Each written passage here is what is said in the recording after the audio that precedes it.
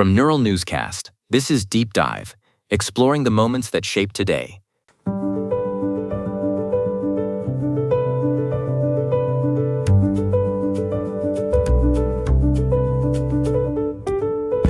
I'm Oliver Grant.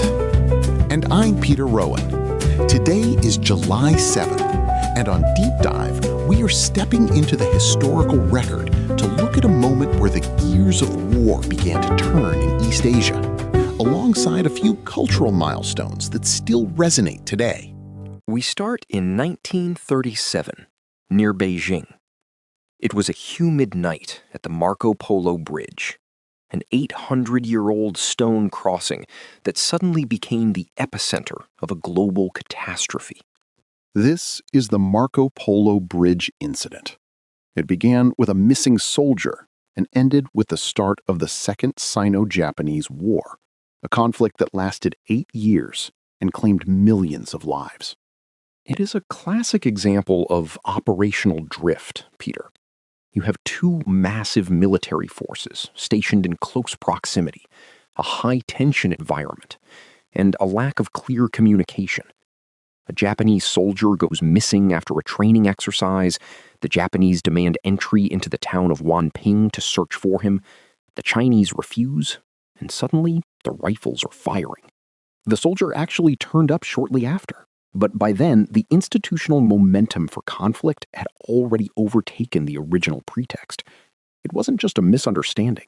Japan's Kwantung Army had been seeking a reason to expand their influence into North China, and this incident provided the perfect political justification. Exactly. The system was already primed for war. The incident wasn't the cause, it was the trigger. From that bridge, the conflict spread to Shanghai and Nanjing, eventually merging into the larger Pacific theater of World War II. It shows how easily a small, localized failure in protocol can lead to a total breakdown of international order. It's a sobering reminder of how thin the line is between peace and total mobilization. But as we transition from the battlefield to the world of culture, we see individuals who use their time to build something lasting rather than tear it down. Today marks 3 significant birthdays. Let's start with a man who understood the architecture of emotion better than perhaps any other composer.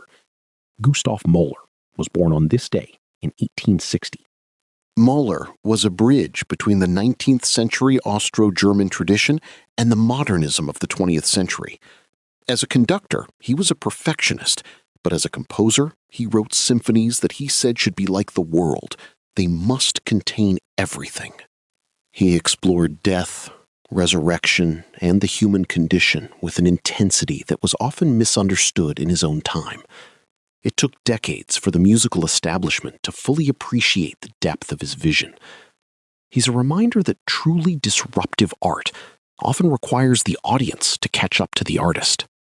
Speaking of being ahead of one's time, we also celebrate the birth of Satchel Paige in 1906. He is a giant of baseball, a man who dominated the Negro Leagues with a legendary fastball and a personality that was just as large. Paige is a fascinating case of institutional exclusion. He was arguably the greatest pitcher of his era, yet he wasn't allowed into Major League Baseball until he was 42 years old. When he finally joined the Cleveland Indians in 1948, he became the oldest rookie in history. And even at that age, he helped them win the World Series. He proved that excellence doesn't have an expiration date, and he forced the system to recognize a talent it had spent decades trying to ignore. It's a remarkable story of endurance. And then we have a very different kind of rhythm. Born in 1940, we have the man who kept the beat for the most influential band in history, Ringo Starr. You know, Oliver, people often overlook his technical contributions, but his steady hand and unique feel were the glue that held the Beatles' most experimental phases together. He brought a human element to the phenomenon. He was the steady state within the storm. While the other members were often at odds, Ringo's role was essential to the operational health of the group. Without that specific rhythmic foundation, their music simply wouldn't have the same universal appeal. From music and sports to the way we live our daily lives, today also marks a revolution in convenience. We're talking about the greatest thing since, well, itself. That would be July 7th, 1928, the day the first commercially sliced bread went on sale in Chillicothe, Missouri. The Chillicothe Baking Company used a machine invented by Otto Rohwedder. It seems like such a small thing now, but at the time, it was a massive shift in consumer behavior. It changed how people thought about food prep and kitchen efficiency. It's the ultimate example of a success metric becoming a cultural idiom. We still use the phrase, the greatest thing since sliced bread, to describe innovation, nearly a century later. Behind that phrase is a story of a business taking a risk on a mechanical process that many people initially thought was unnecessary.